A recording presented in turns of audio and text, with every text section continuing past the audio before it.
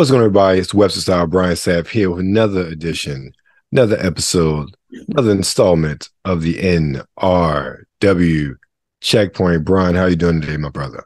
I'm doing. How about yourself? I feel you in that one. How about yourself? I'm doing all right, man. I can't complain. You know, for the past couple weeks, it's been kind of tepid as far as game releases. Not this week. Yeah. We got a few to go through the day. Let's start off with Eternights is coming out for the PS4, 5, and PC. Okay. Action simulation from Studio Psy as the developer publisher. Eternights is a dating action game where you try to make the most of life during the apocalypse. Monday, go on a date. Tuesday, clear dungeon. Friday, freak out. The clock is ticking. Yeah, this is such a Japanese game. Right. It's such a Japanese game. Because who got time to date when the apocalypse is happening? Exactly. They would come up with something like that. Yeah, for real. We have some eclectic kind of, I wouldn't say out there games, but unique gaming experiences this week. And next up is Nour. Play with your food on the PS4, 5, PC, and Mac. Again, Macs. It's a simulation from developer Terrifying Jellyfish and publisher Panic Inc. Nour is an experimental food art game that blends mouth-watering visuals, dynamic beats, and playful exploration. Unbound by scores, time limits, or realism, Nour invites you to play with your food in a variety of surreal scenes ranging from chill to unhinged, from a symphony of toasters to a bathtub full of ice cream and far beyond. Rediscover the joy of play in this unique foodie fantasy. Okay. We are not watching the trailer for that one, but that just sounds interesting. It does. Sounds like a food lover's dream. Yes, it does. It does. Yeah. It's like one of those Netflix shows almost. Right. Next up, well, is something that's not out there. It's a game that is, I feel like it predates you, Brian. Probably. Yeah, it's been around for a while. And it's Bomberman. It's Super Bomberman R2. It's for the PS4, 5, Xbox One, SX, Switch, and PC. I feel like there was a Bomberman on the regular Nintendo. I mean, I'm aware of Bomberman, so I feel No, I'm just saying as far as a series has been around like 30 plus years. That's all. Yeah, that's what I'm saying. I feel like I became aware because they put something out, not, recently, but within my lifespan. Oh, yeah. It was a classic series. So the latest action game from Konami, the latest title of the party battle game series, Super Bomberman R, with new adventures and game modes, has the largest content volume in the series history. The game features not only offline battles that can be played with family and friends, but also online battles that connect players from all over the world, as well as a single player mode. Now, I own Super Bomberman R, the first one. Okay. It's Bomberman. It's fun. It's online. And that one has a lot of different fun little game modes. Now, I haven't played in a while, actually. When everything is digital, you kind of forget what you have and don't have. Yeah, I know what you mean. It's not sitting right there in front of you with all your cases. So I'm like, I might have to, now I'm talking about, I need to download and just play it a little bit. But Bomberman is always a fun series. It's a game series that I think I was introduced to in high school. So maybe not Nintendo era, but definitely, yes, TurboGrafx 16. So yeah, definitely late 80s, early 90s. It has this origin there. So it's it's one of those series that continues to keep chugging along. I mean, I can't be mad at it. Konami, they have a bunch of those actually. Like Konami's IP, they stick around. Well, they actually got it from, they bought Hudson Software, and Hudson Soft is the one who really created it. So they bought I forget when they bought them, but yeah, Bomberman is one of those IPs that was synonymous with Hudson back in the day, in NEC. Okay. Well, now it's NEC. NEC is a little bit different, but anywho. Next up, we have Gunbrella on the Switch and PC. It's an action game from developer Doinksoft. and publisher Devolver Digital. You know, Devolver Digital is going to be some cool indie game. So Gunbrella is a gritty noir punk action adventure set in a world dependent on a rapidly diminishing natural resource. Almost sounds like real life. I was just about to say. Fill the rain-soaked boots of a gruff woodsman on a quest for revenge, entering an unknown town armed only with the titular Gunbrella, a high-caliber firearm that doubles as an umbrella. Your hard-nosed investigation soon becomes entangled with the inner workings of a creepy cabal of ghouls and gangsters, cops and cultists, and the fallout of corporate exploitation. Again, minus the ghouls part, how's that not real life? I mean, we got some ghouls in real life now. Yeah, we do. We do have some ghouls. That's interesting. I was about to say something, but when you're getting political, listen, because I was going the Donald route as well. But outside of Mr. Toupee, out of something, I don't know. I feel the music lover in me would not let this title pass without making a Rihanna reference. But I'm just. I hope they. Well, of course they didn't get the opportunity because I'm pretty sure they have to pay extreme amounts of money to make that a thing. But if we could get Rihanna to redo Umbrella for Gunbrella, I don't know. Something about that would speak to me. But they ain't got that budget. That's what I'm saying. They ain't got that budget. Definitely don't have it. But sounds like an interesting game. We see those kind of Gunbrella weapons in like action movies sometimes, and I always wonder, like, could that be a real thing? Yeah, but that's cool. Okay. Next up is our first trailer. Well, not watching trailer now, but one of the first games we're talking about. We're watching trailer, and that is Ad Infinitum. It's on the PS5, Xbox Series X, SX, and PC. The FPS from Hecate Games as the developer and Nikon is the publisher. Trapped between the walls of your family home in the trenches of World War I, you try to piece together your past and take back control of your life. When reality is a nightmare, nightmares become real. In this psychological horror game, you fight the terrifying creatures invading your mind. Can you save your sanity? Well, no. I don't know. From this description, I get like a little bit of like Eternal Requiem sort of PT. And again, I haven't seen the trailer yet, but I get that sort of vibe from the trailer. I mean, from the description. I can see that as well. Something about it, I don't know. This will probably be one of the ones I have to watch on stream just to I feel you on that one. Yeah, if it lives up to the description, yeah, definitely, I agree. Yeah. Next up, we have AK-Xolotl. Now, I always forget how you pronounce this animal's name. It's a play on an animal. Oh, okay. PS4, 5, Xbox One, SX, Switch, and PC. It's a shooter game from two awesome studios, and it's two, then awesome. I'm like, that is neat. That's a nice play on it. Right. Developer and PlayStack Limited as the publisher. The cutest, deadliest, and only top-down roguelike shooter featuring AK wielding Xolotls. I know I'm butchering the animal's name. It's like this is like I've seen this name. I've seen the animal. I've never heard this word pronounced. Hopefully they pronounce it in the trailer. Hopefully. So I am unfortunately we are not watching the trailer for this one.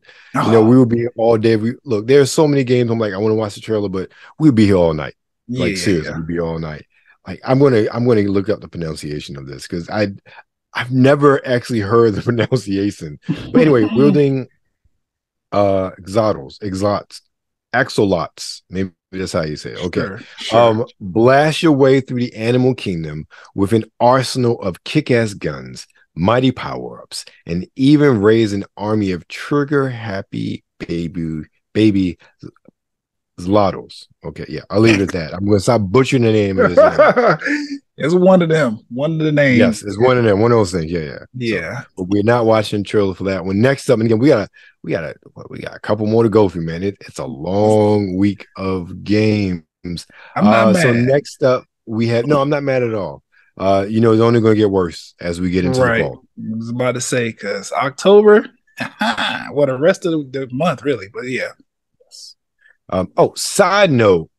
What's up? Everybody listening, the Avengers game shuts down on September 30th. Yes, it gets delisted. So get it now, because right now, at least on Xbox, I checked it out today, it's $3.99.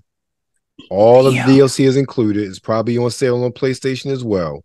So again, get it while you can. It's going to be gone soon. That's your PSA from the NRW checkpoint for the week. Yeah, okay. And they're running a bunch of like, get all of this and all of it. Like, there's a bunch of bundles and stuff happening in the game, not necessarily things that you have to pay for. Just like, they're trying to level out all of the player base, like make sure all of the characters are adequately leveled up. That way, when you play the game, it's not like a power scale difference between you and the bad guys. So take advantage. And to those of you like myself who are upset because we paid full price for the game not only a year ago, or 2 years now. How long has it been since Avengers has been out? I'm not sure. Either way, again, the perils of live service games. Yeah, it's crazy. Well, let's get into a game that's not live service. Well, actually, it's not live service, but it's definitely online. Deceit 2 on the PC, PS4, 5, Xbox Series S, and X or Series systems are to be announced. So they're coming, just haven't given a release date yet. An action game from publisher developer World Makers. Deceit 2 is an immersive 6 to 9 player social deduction horror experience that can be played with friends or online via matchmaking. Your goal, escape the ritual, but beware. 2 of your party have been corrupted by evil, hiding amongst you in plain sight. Empowering the ritual in order to sacrifice you to the game master's mysterious benefactor.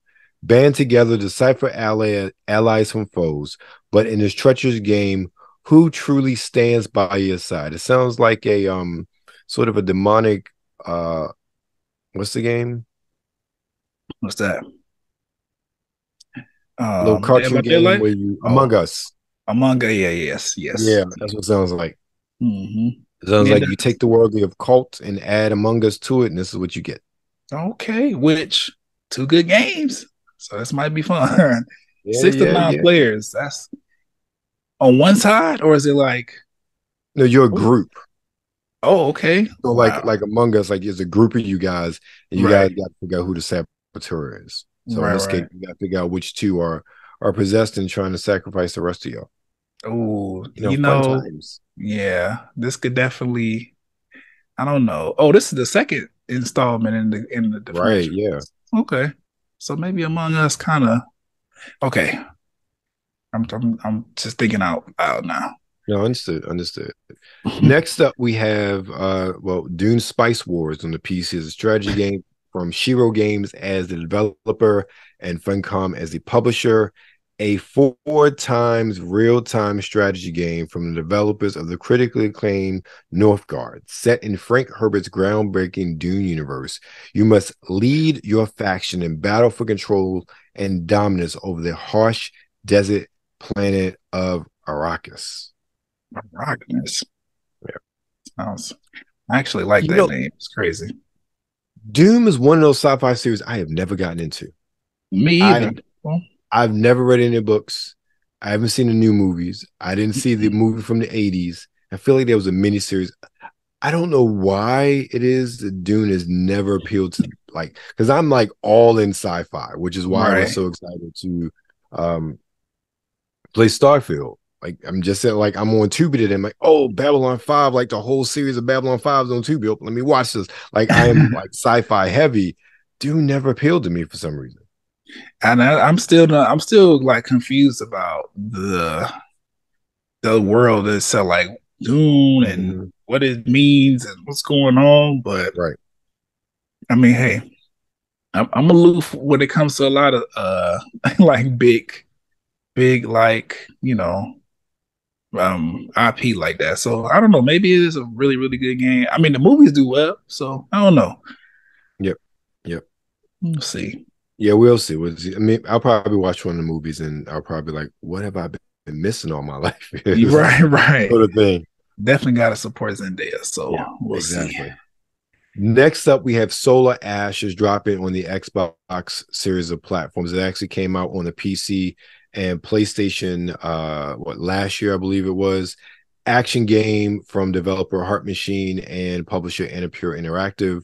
From the creator of the award-winning Hyperlight Drifter comes the high-speed and gravity-bending world of Solar Ash. Set amidst a surreal dreamscape filled with long-abandoned ruins of great civilizations past, you play as Ray, a void runner determined to stop at nothing to save her planet from falling prey to the Ultraroid's path of eternal hunger. Sounds like Galactus to me.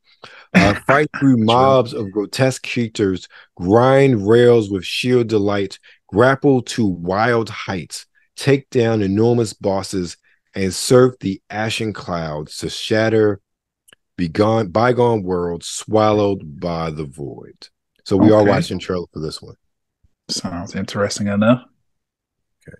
Next up, this is probably like the biggest. This is probably the only AAA game, I guess. Like the largest title, most hype title, or I don't know, is it akin to a blockbuster movie? I would say compared to the rest of them. Okay. And this is the Crew Motorfest on the PS4, 5, Xbox One, SX, and PC. Racing game from Ubisoft Ivory Tower as a developer. I'm like, wait a minute, you have a whole studio called Ivory Tower? That's actually kind of cool, Ubisoft. I'll give you props on that one. Yeah. The publisher Ubisoft's right. So the Crew Motorfest is a sequel to 2018's The Crew 2 and the third game in the overall Crew series. As with its predecessors, the game is set in an open world environment. However, unlike the predecessors, which were set in a contiguous United States, Motorfest is set in a scaled down version of the Hawaiian island of Oahu. Well, at least it wasn't Maui. That would kind of be, I don't know. No, Somebody had to rethink things that was set in Maui. Like, we might want to push this back. I was about to say, months. or at least Oahu, give them a cut or something. Like, something help out. I have never played the Crew series. I feel as though, again, one of those digital games. I think I have the first Crew like at my disposal, be Xbox Live Gold from years and years ago. But I think I've talked to you before. I'm not humongous into racing games. Like I get in now and again. Like I got into Forza just because it was on Game Pass and I really liked it, but it's definitely not a game I would have bought. From what I've seen about the description of this one is we're more akin to like the Forza Horizon series. They're arcadey racers sort of thing. So we are watching a trailer for this one to get an impression of it as well. Okay. Now, this is a game when I saw the cover on the website, I don't care what this is, we have to watch the trailer. And the game is none other than Thunder Ray. It's on the PS4, 5, Xbox One, SX, Switch, and PC. It's a fighting game from publisher developer Purple Tree. Thunder Ray is arcade boxing, retro-like gameplay with blood and violence. Defeat all of the best fighters in the galaxy to become the GOAT of the universe. Okay. I can't wait to watch. I've only seen the box art. I haven't even seen the trailer, so I'm excited to see the trailer based on the box art. Yeah, the premise sounds cool. Yeah, it does. So last up this week is a remake of classic RPG series from Bandai Namco. Is Baten Kaitos 1 and 2 HD remasters coming out on the Switch again. RPG Bandai Namco. Unearth the mysteries of the skies above and reclaim the lost ocean below in 2 timeless RPGs remastered in HD. Baten Kaitos Eternal Wings and the Lost Ocean and Baten Kaitos Origins are back with improved graphics and new features that aid game progression, making them even more accessible for new players. Okay. We are not watching a trailer for that one, but I want to Sega. I know you ain't listening. Can we please get a remaster of Skies of Arcadia, please? Okay, yeah, call for that as well. I don't care. Look, just give me a port. give me a simple port. I will buy it. I just want I want to play Skies of Arcadia. Okay. That's so hard, Sega. You have this treasure trove of IP, and you're literally sitting on it. It might be hard for Sega. It might be. I don't know what's going on with the Sega. I can sit here and play Sonic Adventure and Sonic Adventure 2 on my Xbox from games that I bought on my 360, which again, those were Dreamcast games. Right. Where is Skies? Why is Skies? I'm looking for my Xbox One is my Dreamcast that I don't own anymore, which I still had. I am playing Sonic Adventure 1 and 2. I am playing Daytona USA. I keep wanting to buy I'm playing Virtual Fighter. What else am I playing? I keep wanting to buy Virtual Arm, but I cannot bring myself to spend $15 for a game that's like 15 years old. Can't do it. Cannot do it. And Virtual Arm is again. I don't think I get my money's worth for $15. If it was $9, I get it, but not 15. But I'm like, where's our Skies of Arcadia? Sega, come on, just Skies of Arcadia. Put it on the Switch for goodness sakes. Something perfect on the Switch for a handheld. But I digress. It's not Baten, Kaitos, Bandai Namco, but Bandai Namco is taking the time to milk the Switch for as much money as they could possibly get by re-releasing these older titles for people who either have a fun nostalgia for them or have never heard of them all and just feel as though the Switch is a money print machine, which for a lot of publishers it is. Right. So with that rant, go ahead. No, I would say to your point, if for some money printing machine to those individuals, go ahead and throw it on there. See what we can get. What does it hurt? Exactly. And they getting their money back from Sonic right now. Sonic's doing good. So they getting that Blue Hedgehog money. So they still have some coin to go in and just do a port. I don't need a remaster. Just do a port. I mean, a remaster would be nice. Yeah, but, remaster would be nice. Yeah, a little port. That would be nice. Fun. Maybe that's what they're working towards, though. Maybe not that game specifically. Well, maybe that game among other games, but Sonic being pretty much the face of the brand, they probably got to raise that profile, bring in some more money, which is happening. It's working. The Sonic movies is by themselves out of here. So maybe that's the play to bring out some more of the those older. I hope so. We need Skies back. We need Jet Grind Radio back. Jet Grind, Jet Set, whichever title you want. We need all of that. I wouldn't mind a new bass fishing game. I need Sega to go back to their arcade goodness, man, because those games were just. It's interesting because I got Crazy Taxi on my Xbox too, Dreamcast all up to Crazy Taxi. Yeah, Crazy and I'm Taxi, which exactly they ended up bringing Crazy Taxi back for the GameCube. Right, I don't know if we've had because Crazy Taxi. Now I loved Crazy Taxi is the game for me. I grew up playing that a lot, which what, and we'll move on to the trailers after I say this, but. What I find interesting about the arcade games, whatever, they're perfect for today's generation because online play is so big. Why not bring them back and be okay, well, we're gonna I forget which company that was, but the ones that did the Ninja Turtle game, it's essentially the same game that you would play at the arcade, but now it has online capability, so you could play it with anybody who jump in the queue with you. Why not do that for all of these arcade games that have these very, very long standing and they're very pivotal to the gaming culture as a whole. I feel that would be great to see those games come back and just you can have it here. Don't be too expensive. Don't try to tax it's a brand new game. Exactly. You know the game already.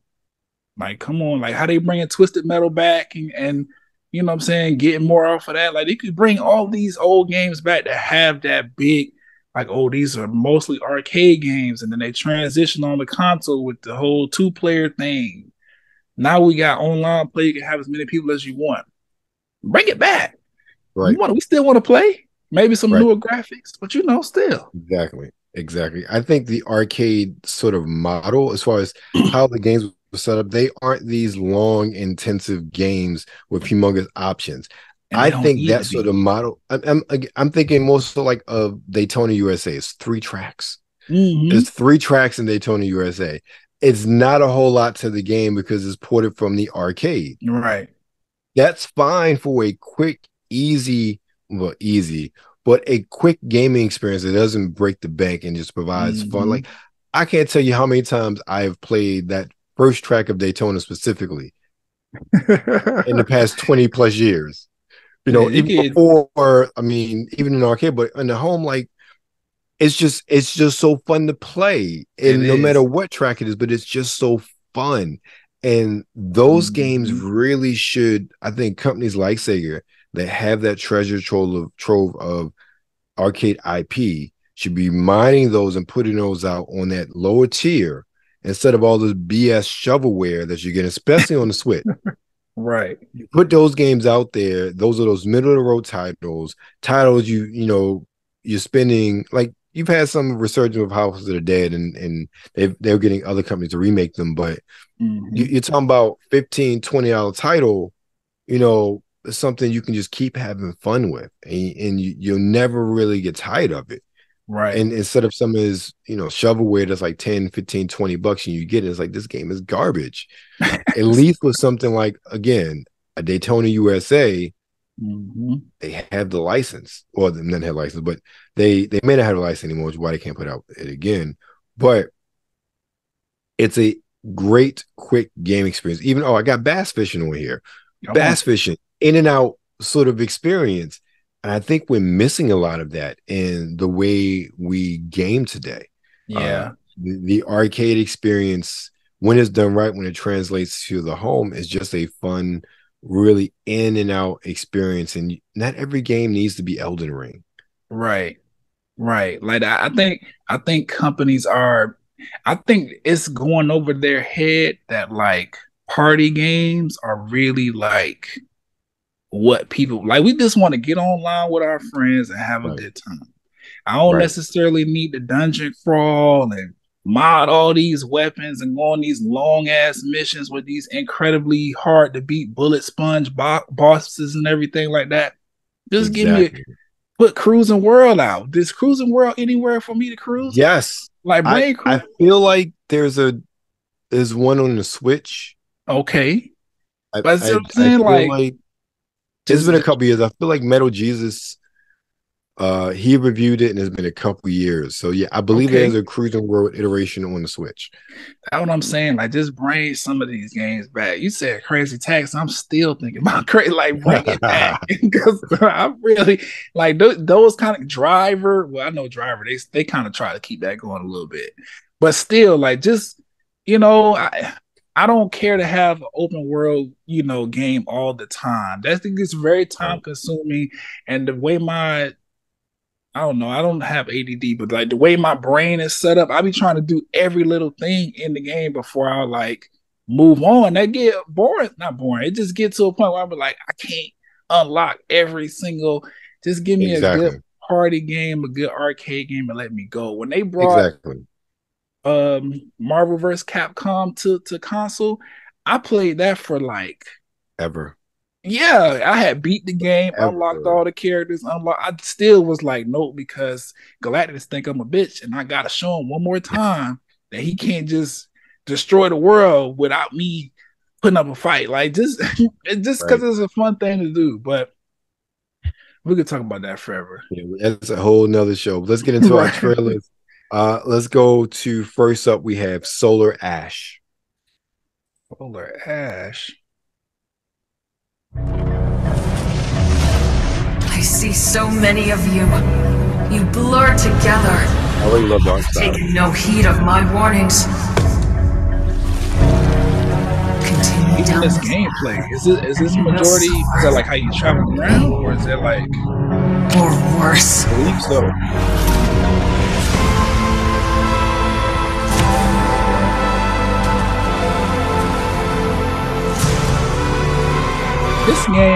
This game reminds me of what was the one game that just came out recently with the girl in New York and she does magic. Oh, for spoken? Yes, like just the movement of the character. And this does it better. Yeah, I'm about to say this one look a little bit. I like the art style here and just the overall world building that they did. Like it looks like a much larger game than it probably is, but I'm interested. Look like a good little switch. Let me see. Ash. Okay, it's only on Xboxes. Okay. Well, no, it came out it's on PlayStation and PC. I'm not sure if it's on Switch or not. I didn't see it in the listing. But this is just coming to Xbox now, and it's actually dropping on Game Pass. Oh, okay. I see where it said released on PlayStation and PC back in 2020. Okay, so I'm gonna look for that. Because I like that. Yeah, I like that. Okay. What we got next? Next up, Thunder Ray. Thunder Ray.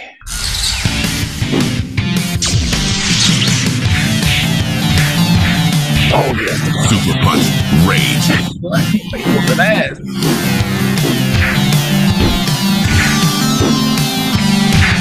Retro Fury. Somebody was a fan of Punch Out. Right.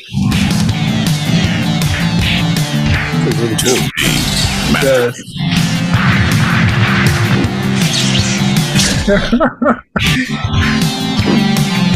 Very anime. Alien. Right. It's like an anime slash colored marker sort of design. Yeah. Thunder Ray. September 2023. It's interesting. I want to, because it looked like he's standing in one spot the whole time, just trying to bob and weave. I'm interested to see how that plays. Yeah. Okay. I want to see. Reminds me a lot of Punch Out. Yeah. Which, that's another one. Where's Ready to Rumble? That's a boxing game I need. Oh. Well, first, wasn't that Midway? I don't know who it was, but they need to come on. I think that was Midway, so, they went out of business. Oh. And remember also, that means you had to pay Michael Buffer license money. That ain't happening. His time on Earth has not come to a close, has it? I don't believe so. Okay.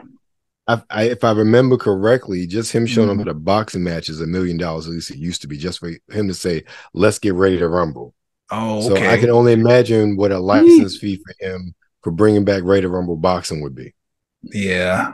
With Ready to Rumble boxing, what a time. 20. That's like a Dreamcast launch game. So that's like 24 years ago, 25 years ago now. That's crazy. It is. And to this day, and a boxing game came close. Speaking of which, can we get Power Stone back, Capcom? Come on now. Listen, I'm speaking directly to the camera. Bring back the games. That's all. Listen, just put them out. Remember when Exo Primal, but Power Stone was the joint. and the thing is, Capcom has brought back like all these compilation titles of all these obscure fighting games. Can we get a compilation of Power Stone 1 and 2, please? Please, Power Stone. Come on. I need that, and I need Capcom versus SNK. I don't know what the hell going on with SNK. Oh, I need all that. Yeah, but man, that game. Chef's kiss when it comes to 2D fighters. I don't know a better fighting game. And it's crazy because they got all of these Guilty Gears and all this other stuff. I'm like, I'm still looking at Capcom versus SNK. Just put that whenever y'all ready. Just put some HD on it. And look, let it go. That might be I might be willing to pay $40 for that. Maybe even 50. Just because I wanted that bad. Report. Not 70 though. No, hell no. 76, no. That's astronomical. Yeah. No. Y'all better put on Capcom SNK 1 and 2 on that disc. I better have online play. That's what I'm saying. I need bazillion unlockables. And you better have characters. Free DLC for a year with new characters. Okay. I approve. $70 for it. Right. Wish they were $70. So what? I know, right? Next up, not less is the Street Fighter 6 treatment. Okay. So yes. Because I really like what they did with Street Fighter 6. I really like that. If they do Street Fighter 6 treatment with SNK Capcom. All right, you got me. Sure, fine, right. You got me. Yeah, sure, fine. $70, yeah. I'll give you my money. Mm-hmm. Yep. But that's about as much as I could do. Yeah. 70. Like, just because no more out of me. Yeah, I don't understand why they want to charge so much for the game. Well, I do understand it's a business, capitalism, but still, damn, you're gonna make everybody not be able to afford to play the games. Then you're gonna be back or pre-order it now for an extra $20 off. No, give it to me at the price it deserves to be at. Damn, $70. Right. Okay, I'm rambling. Next up, we have the Crew Motorfest. I feel like the Crew is a good game. It's just something about it don't pull me in. Maybe see they got all the cars I like.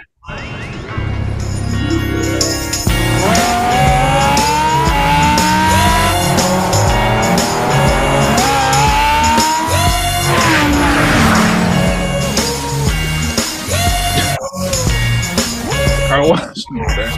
If I could escape, I would, but first of all, let me say I must apologize for acting stinking, treat me this way, cause I've been acting like that on maybe that's the reason I've been acting so cold. If I could escape and recreate a place that's my own world, and I could daydreaming about being in a better place.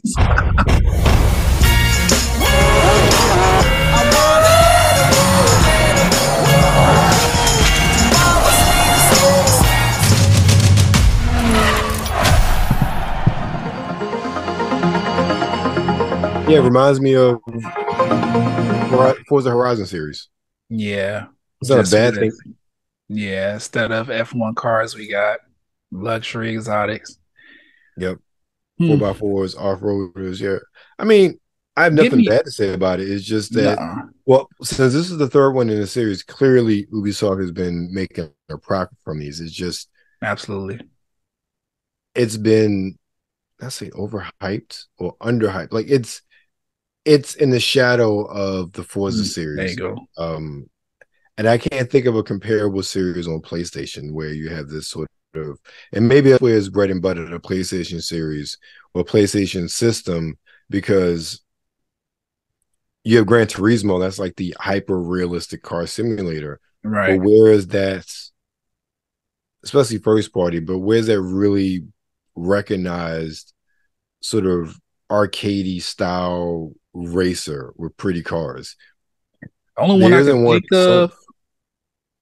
can think of would be Need for Speed, but even with Need for Speed, they kind of like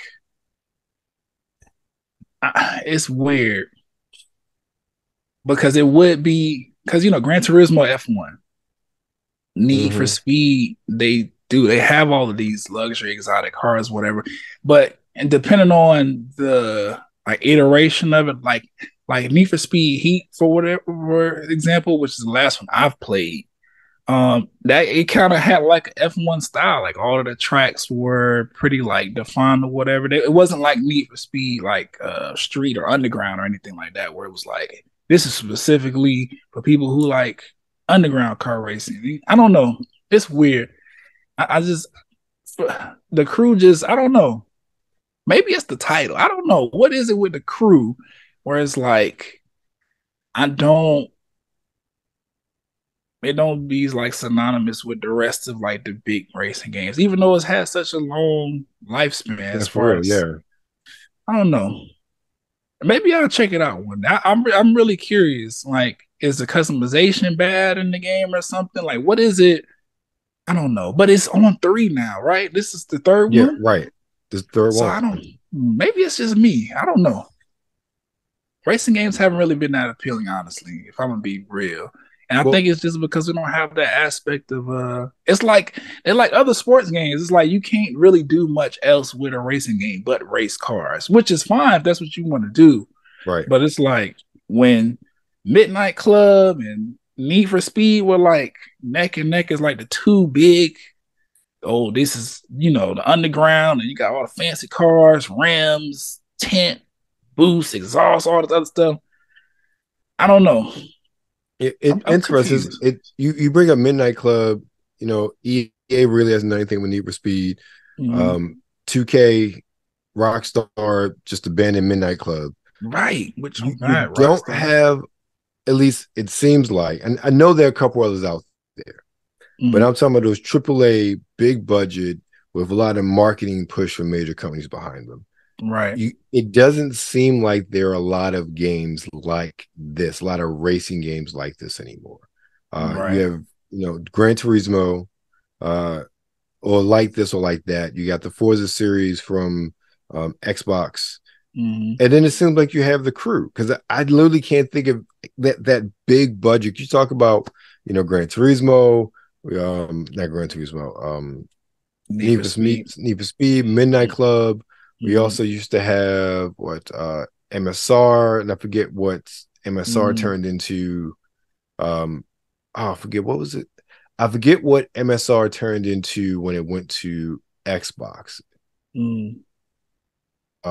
Man, I forget. But that was done by Bizarre, who did the Burnout series. We got bought out by EA. So, there were a lot of prominent car games like this in the past, but now it seems like you only have room for a handful.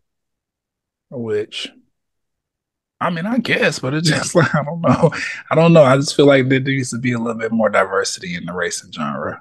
I agree. Bring back the boat game. Remember what's the name Hydro of it? Thunder. Yes, from the arcade. Bring it back. I'm playing. I got that too on my Xbox. That's from the 360 days. Hydro Thunder is such a great game. Yes, exactly. Wow. All right. Last but not least, we have Ad Infinitum.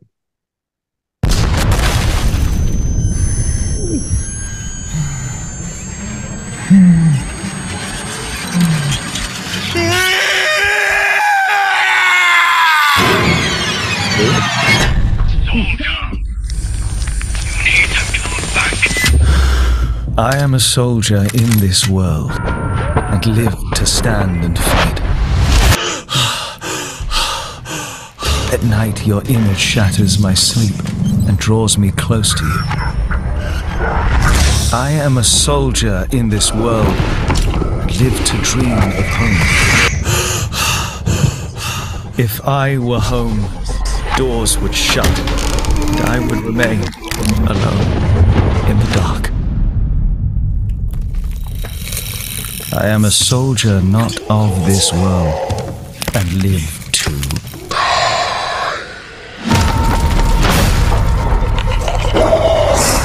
live, die, to live, to die, to live, to die.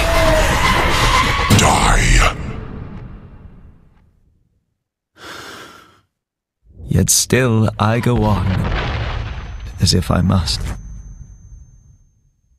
I am a soldier in this world and live to.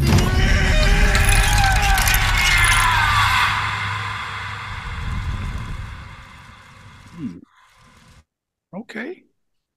That was a great trailer. It was. I'm very interested in whatever the story is behind this. It reminds me, and I don't remember the name of the movie.